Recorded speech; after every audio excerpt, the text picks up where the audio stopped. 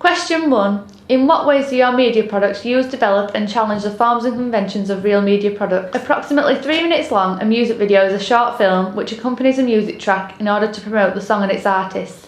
The genre of our music video was pop. We chose this song because the lyrics gave us lots of freedom to experiment with the conventions of a music video.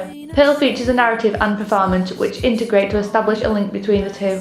Heidi the artist performs as though she is giving a speech to downtrodden women in violent relationships. This strong, outspoken, independent female is an alternative representation, but teaches the unconfident narrative's protagonist to become strong too and stand up to her own abusive boyfriend. This serious message came about through researching Katy Perry's Thinking of You, which dealt with loss and grievance, taking the form of a music video to more than just entertainment purposes. When editing, we frequently experimented with the conventions. Lots of subtle visual effects were used on the narrative clips via iMovie to make the lighting brighter at the end, connoting a happy ending, and slow motion to linger on the sad moments earlier in the video. Heidi wears pearls to fit the song title, which is a recurring visual motif on the ancillary products also. Prior to creating my media products, I researched Andrew Goodwin's theory of a music video and applied some of the rules to make the music video conventional. First off, the rule of the music video demonstrating genre characteristics was vaguely stuck to in Pearl. Andrew Goodwin also recognised the visuals of music video bear resemblance to the lyrics, and with our video being narrative based, this convention was easily fulfilled.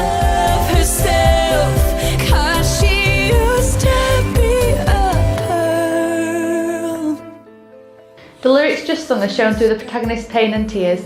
The artist's facial expression shows she is really shocked and worried for the girl. Towards the end of the song, when Heidi sings of growing strong, this is when the protagonist leaves her boyfriend happy, once again fitting the lyrics with the visuals.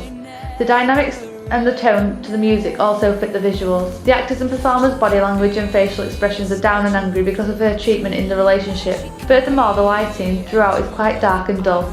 We didn't want bright, happy colours to contradict such a serious message reflected in the sound. The music has quite a fast beat, but the long, low-key synthesised chords make the music more slow-paced sounding, sad and dreary. Even our locations were quite dark, with our artist giving a speech in a serious black curtained room. The next convention was our most followed through convention, as we featured constant edited close-ups of our artist to promote Heidi's image.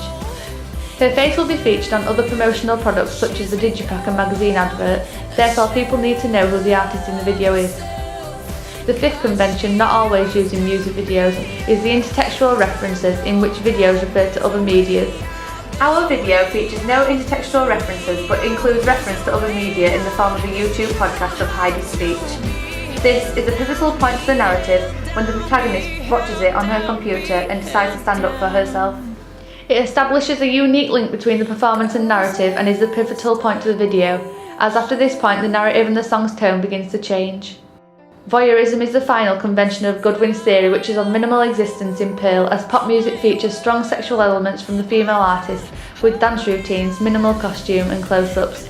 Natalie, our performer, wore a mixture of respectable formal dress with short racy hot pants and stilettos. The song's pace and tone restricted a dance routine element, going against typical pop music conventions, making an overall effect of an Adele production rather than Katy Perry.